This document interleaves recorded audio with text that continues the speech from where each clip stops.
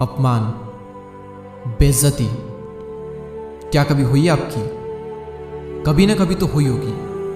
कभी ना कभी तो किसी ने कहा ही होगा, ए अलग हट यहाँ से, औकात क्या है तेरी, हिम्मत कैसे हुई तेरी इस तरह से बात करने की, शक्ल देखी है कभी अपनी, बड़ा आया यहाँ पर बोलने। और जब इस तरह से बेइज्जती होती है तो उस वक्त आपका रिएक्शन क्या होता है? जब भी कोई आपको आपकी औकात याद दिलाता है उस वक्त आपके अंदर ही अंदर क्या चल रहा होता है?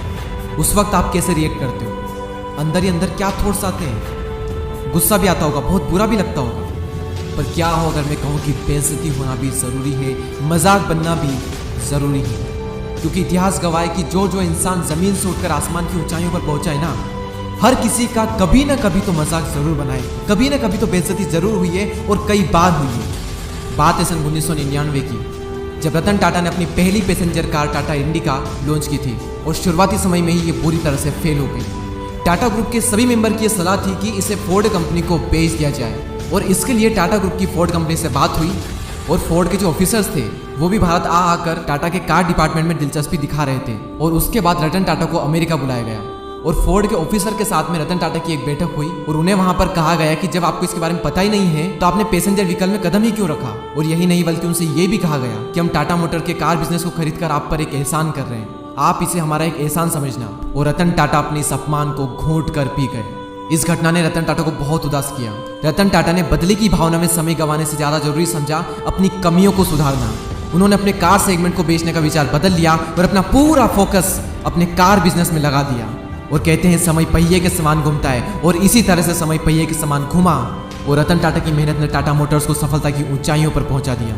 एक तरफ टाटा ग्रुप की टाटा मोटर्स कामयाब हो रही थी तो वहीं 2008 में फोर्ड कंपनी दिवालियापन की स्थिति में आ गई थी। और ऐसे में रतन टाटा के पास में बहुत ही अच्छा मौका था फोर्ड को नीचा दिखाने का, लेकिन उन्होंने ऐसा कुछ भी नहीं किया, बल्कि इसके विपरीत उन्होंने फोर्ड की ही मदद की। और साल 2008 में ही टाटा मोटर्स ने फोर्ड से जैगवार और लैंड रोवर ब्रांड को $2.3 बिलियन में खरीद लिया। टाटा मोटर्स की फोर्ड के साथ ये डील उनके लिए जीवनदायिनी साबित हुई। और उस वक्त फोर्ड के जो करंट चेयरमैन थे उन्होंने रतन टाटा को धन्यवाद देते हुए कहा कि आप JLR को खरीद कर हम पर एक बहुत बड़ा एहसान कर रहे हैं। और यही होती है एक महान इंसान की पहचान। अच्छा तो हर कोई बन सकता है, महान बहुत कम बन पाते हैं। और ये तो कुछ भी नहीं, इससे भी बुरा अपमान हुआ था डॉक्टर भीमराव अंबेडकर का। नीची जात के थे तो लोग इनकी परछाई भी अपने ऊपर नहीं पड़ने देते थे। एक बार कुएं का पानी पी लिया, कुएं को टच कर दिया तो एक छोटे से बच्चे को बहुत मार पड़ी, सिर्फ इसलिए क्योंकि उसने कुएं को छू लिया, उसका पानी पी लिया। स्कूल में उन्हें क्लासरूम के अंदर नहीं जाने दिया, कहा बाहर बैठकर पढ़ाई करो। कहा गया कि संस्कृत ब्राह्मणों के लिए होती है, तुम्हारे लिए नहीं। इतना अपमान हुआ, बहुत दर्द होता है अंदर से। उन्होंने ठान लिया कि तुमने मुझे अपने गांव के स्कूल में नहीं पढ़ने दिया, मैं दुनिया की सबसे बेस्ट यूनिवर्सिटी में पढ़ कर आऊंगा।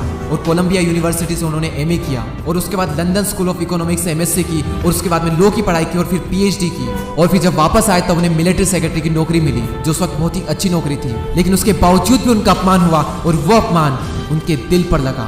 उन्हें तब भी कुएं का पानी पीने का अधिकार नहीं था। वहां का चपरासी तक उन्हें फाइल फेंक कर देता था, कहता था कि गद्दी पर बैठ गया तो क्या हुआ है, तो अभी भी निचली जात का ना। बस उन्होंने भी इसी अपमान को घूंट करके पी लिया और भारत का संविधान लिख दिया और अपना हक पा कर रहे। और अपना हक तो पाया ही, साथ साथ निचली जाति के लोगों को भी उनका अपना हक दिलाया। मैंने कहा ना, अपमान जरूरी है, बेइज्जती से ही बदलाव आता है। अंग्रेजों ने एक बार गांधी जी को ट्रेन से धक्के मार कर बाहर निकाल दिया था, बहुत बेइज्जती हुई थी।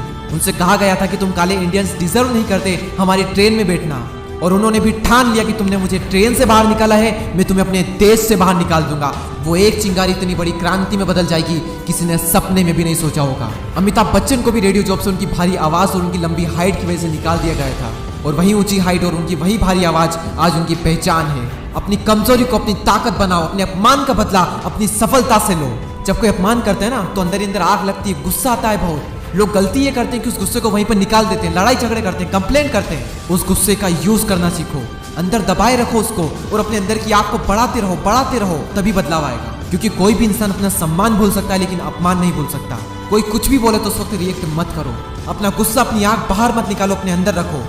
बाहर निकाल दोगे तो बेइज्जती तो होगी सही, तुम कभी अपना बदला नहीं ले पाओगे और ना ही वो इज्जत हासिल कर पाओगे जो तुम पाना चाहते हो।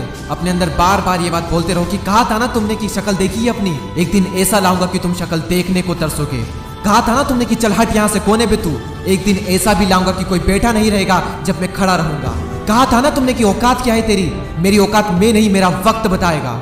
क्योंकि जब समय का पहिया घूमता है ना तो उसमें अच्छे अच्छे घूम जाते हैं। और बार बार अपने अंदर ये बात दोहराते रहें कि ठुकराया है जिन्होंने मुझे मेरा समय देखकर, वादा है मेरा एक दिन ऐसा भी समय लाऊंगा कि मिलना पड़ेगा उन लोगों को मुझसे, मेरा समय लेकर। और मैंने इस वीडियो में जो आपको एग्जाम्पल बताए हैं, रतन टाटा, डॉक्टर भीमराव अंबेडकर, महात्मा गांधी, अमिताभ बच्चन और ना जाने से कितने लोग हैं जो हमें बताते हैं कि जिंदगी वो नहीं है जो हमें मिलती है, बल्कि जिंदगी तो वो है जो हम बनाते हैं।